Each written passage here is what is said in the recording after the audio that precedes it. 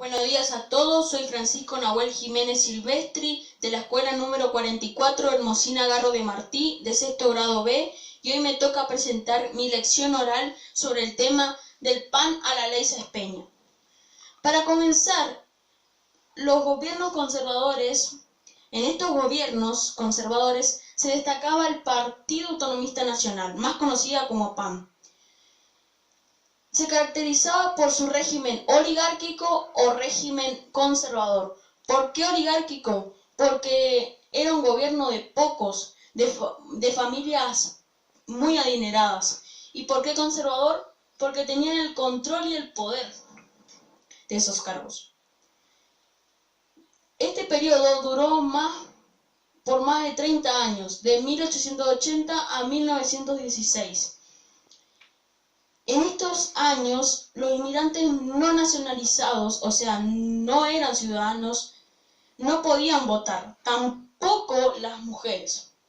El voto no era obligatorio, porque los representantes no contaban con la mayoría de los votos. El fraude electoral era una práctica muy común en estos años del Partido Autonomista Nacional. ¿Sí? ¿Por qué? Porque con eso ganaban las elecciones con trampas y con engaños. Como por ejemplo, esos engaños como por ejemplo los caudillos en el Partido Autonomista Nacional había caudillos que te sacaban tu libreta y te decían, te llevaban a la mesa y te decían, vos votale a nuestro representante porque si no, no tenés trabajo. Así de simple te decían, ¿sí? Por eso, después, además, había una intervención federal. ¿Qué era eso? Que, por ejemplo, si en una provincia ganaba un opositor, el gobierno general lo podía sustituir por su gobierno, ¿sí? A continuación, vamos con un gobierno fuerte pero cuestionado. Su primer presidente oligárquico fue Julio Argentino Roca, que tuvo un gran prestigio por haber liberado las campañas militares en las tierras del sur. Eso lo ayudó a ser reelecto en 1898. Durante estos años decretó la Ley de Registro Civil y la Ley de Educación Común, o Ley 1420.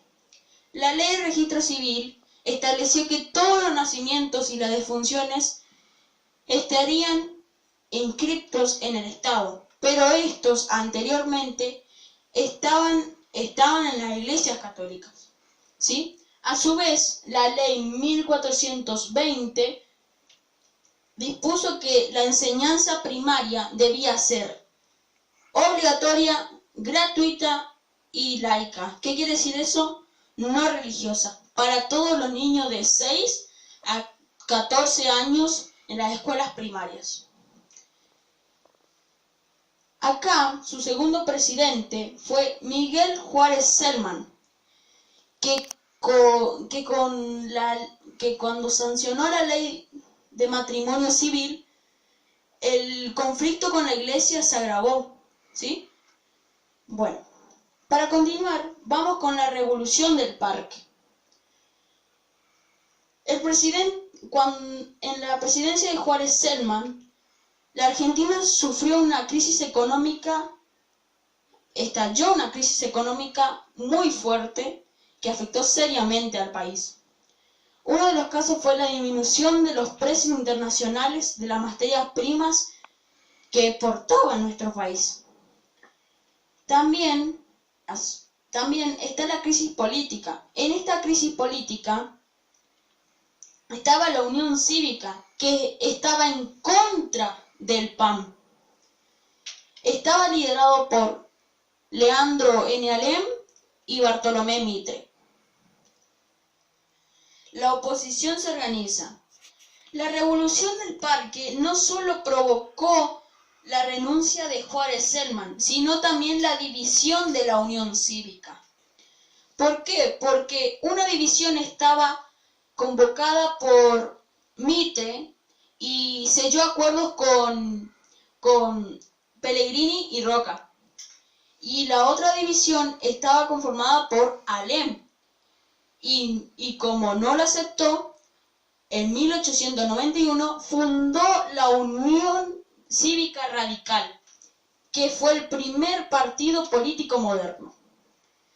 También para hablar de este tema está el Partido Socialista, que fue fundado por Juan B. Justo, que tenía las mejores condiciones de vida laborales, que impulsaron muchas leyes, como cuáles la jornada de 8 horas de trabajo,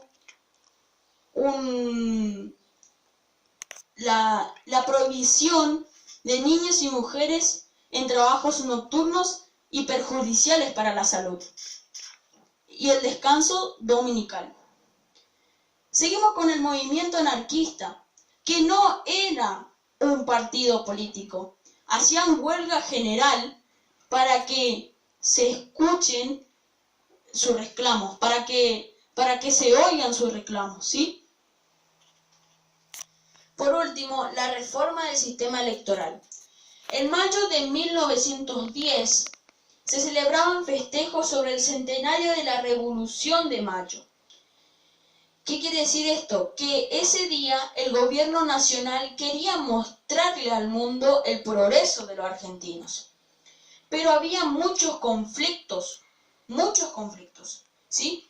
Y por eso se realizaron huelgas de anarquistas y de obreros que entraran en sindicatos, y eso se hizo que el gobierno nacional decretaba el estado de sitio. ¿Qué significa? Que se suspenden todas las garantías constitucionales.